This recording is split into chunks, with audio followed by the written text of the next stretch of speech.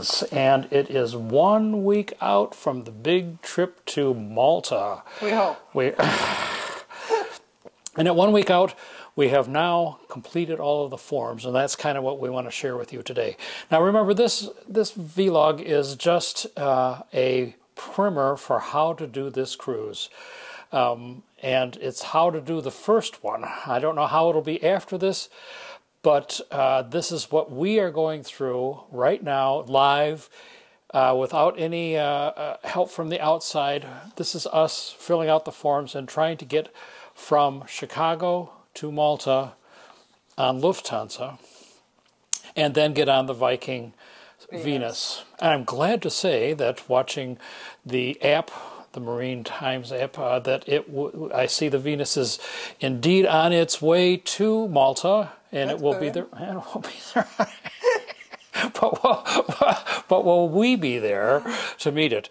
After the paperwork we've been going through today, I don't know. This is more than we have ever had to go through, and the constantly changing situation indeed is really dismaying to me.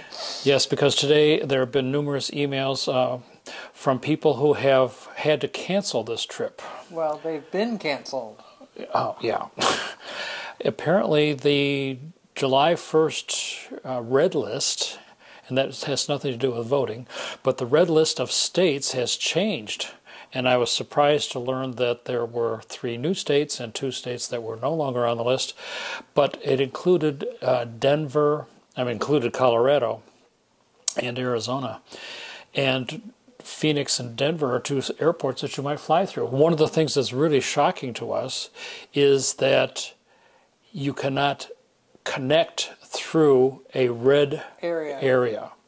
And that includes Heathrow, which right now, that's a big problem because a lot of people would connect through Heathrow. Fortunately for us, we're flying on Lufthansa, so we're connecting through Munich.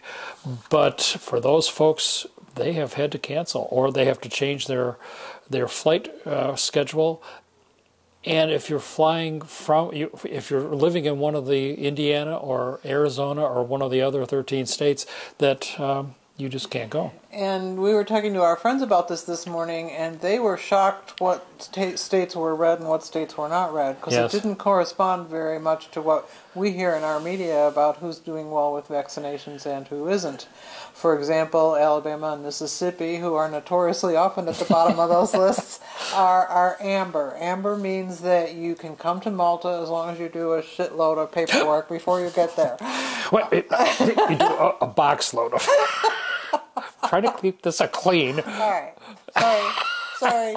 Is the FCC monitoring me? No, not really.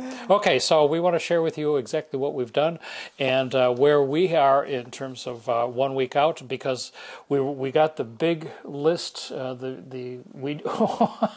From Viking, we did the health survey, which we could only do a week out. Today is day 7, as Ken mentioned, and on day 8, we got an email from Viking with a nice chart on it that told us what needed to be done and what should already be done and what already can be done. And the first thing listed on there was it was our last day to be vaccinated. Ka-ching, we had done that. The Verify certification, which we talked to you about last time, that apparently Viking is using to verify that you have been vaccinated. And then they said that we should use the Malta passenger locator and health declaration form. Yes. Which we have just done so that we could talk to you about it in an intelligent manner. It was kind of inscrutable as computer forms often are. So it was a computer form with lots of fields that had drop-down menus that you had to choose. So if you were from the United States, you had to scroll through virtually every country in the world to get to the United States, and we had to do that half a dozen times.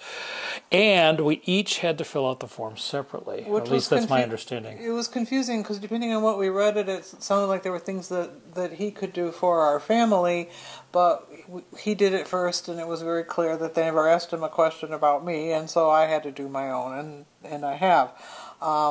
It asked you the usual name, address, passport. The questions were easily answered by anybody who travels, but the form was kind of inscrutable. Well, and it needed... And it had a section where you put each leg of your flight in, because again, it matters if you are flying through a red country like England, because now you can't do that, or you can't get into Malta. So you had to go leg by leg through your flight number, flight time, arrival, departure, all that stuff. Airports, all the codes. So all of that was important on that form, and that took us an hour or so to complete.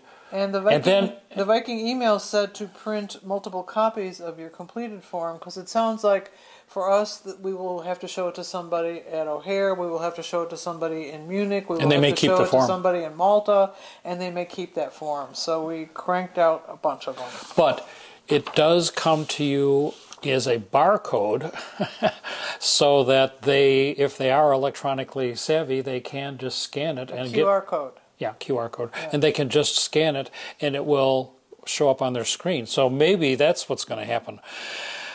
This will be hopefully the last video we do where we're just sitting around, we're just talking heads. Our intention, of course, is to take you on the road with us and to shoot video as we go. But to do these forms, we figure this is about the best way for us to share with you. But we hope to shoot some video at the airport, and we'll give you some heads up as to what we find out when we get to the airport. Of course, our experiences may be somewhat different than yours because we're flying on July 11th, so that'll be the first time we've had this experience. Yes, of course. The email we got on day 8 said that we should by now have done the Viking Health Survey, which we could not do because they had not sent it to us yet. So we're scurrying around looking for that. Day 7, the week before, it did come. Piece of cake. You know, have you been with anybody with COVID? Do you have a fever? The usual stuff that they always ask you. So that was easily done. And I think I'm done, because now it says no more than 3 days prior to departure, you take your PCR test. So we're a little nervous about this too, of course. And I guess on Friday, which is 3 days before we depart, the 72 hours, we are going to do 2 tests, and hopefully that one of them comes back. But apparently we also could do the antigen test 48 hours. So because of the rules that just changed, but we don't really trust it.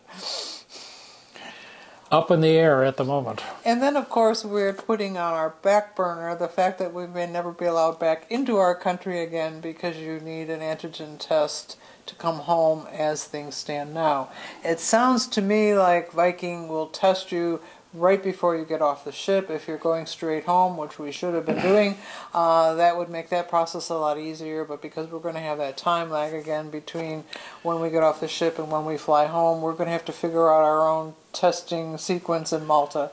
It'll be a cultural experience, to say the least. But we have bought a kit that is coming today in the UPS that is supposed to allow us to do our own antigen test, which we are, not only are we doing it on ourselves, but we're highly dubious about but we're doing it in Malta, and it requires a video conference with a live person in order to help you through this. And depending on, we're paying for this, so it better work. This was recommended to us by United, depending on United Airlines. Where this person who we connect with is. It could be the middle of the night for them. Who knows? And then you get an email at the end, maybe with another QR code. That would be nice. Those always look official. So all of that is critical as you're planning your travels, and hopefully by the time you travel that things will be a little bit more stable, and our being at the forefront will have helped bring about some changes that make sense. And again, I have to say to those of my fellow travelers who are no longer my fellow travelers because their states turned from amber to red on July 1st. What happened? What a heartbreaker that must be for people who are all excited like we are, ready to go, and then Kawamba. Kawamba. Is that a technical term? Kawamba. So let's talk about money. Okay. You know, we always bring back a little bit of a few bucks in local currency when we travel. And a lot of people think that they have to get money before they leave. And years ago, when we were into traveler's checks and ancient history, you did need to think about getting money before you left. And, of course, all of Europe was on different currencies. I still have lira and Deutschmarks and francs and stuff. But shillings. right now, the euro is what is used in Malta as well as all the other countries we're going to be visiting. Yeah. I believe. Yeah, so we, because we've been there before, we bring back some. Now, you may not have been lucky enough to travel to some of these countries, so maybe you didn't bring back any, but you could go down to your bank and pay big bucks and have it delivered For a terrible rate. But I personally wouldn't do that. What you need is a debit card. And debit cards in banks work very well. You can do it at the airport. You can undoubtedly do it at your hotel. There are other places that you'll be able to do it. Frankly, credit cards are pretty much standard and used everywhere. But I would like to recommend one debit card. We had a problem in South Africa because we had our debit card was hacked. Compromised. It took us a long time to get the money back from the bank here in Illinois, but since then we have gotten a separate bank account, and we have it with Charles Schwab Investing. And the reason why we have this card, it's a debit card, so it's an investor debit card. Has no minimum balance, has no fees attached to it, and no ATM fees, which is also nice. So this card, I load money into it before we leave by sending money from our checking account over to this. Most of the time, of course, your debit card is attached to your checking account. And if you have a fair amount of money in there, it could be compromised if you have the debit card taken or stolen or used. But this debit card is nice because it's totally free, and they offer it. It's all you get it online, and it's been very valuable for us, and it works just like any other debit card. And you fill it as you go. If we're on a really long trip and we run out of the money that he's put in there when we left home, he can transfer in more from our normal checking account. And the people, if they do try to steal from you, are limited to what they can take by what you've got in there. Or if you lose the card, it's not really that big of a deal. You can always put a stop transfer, stop order on the card through the. Everything is done electronically. I've never been to a Schwab office. So if you're thinking about travel and ways that you can make yourself more efficient, getting a debit card from Charles Schwab, and needless to say, we have mentioned this before, we are not affiliated with Schwab, we are not affiliated with Viking, we are not affiliated with any airline, we are not affiliated with any travel agency. We are paying just like you are. We got a call from Viking who said, this is a good deal and you might want to take a... Oh, no, I responded to an email. Yeah. And this is how we have gotten on this trip, but we decided that we'd like to do a little bit of sharing and let you see our process, and maybe you can learn from that. And with that, we'll turn it over to... in a couple of days when we get our PCR test. Right before we leave home, hopefully.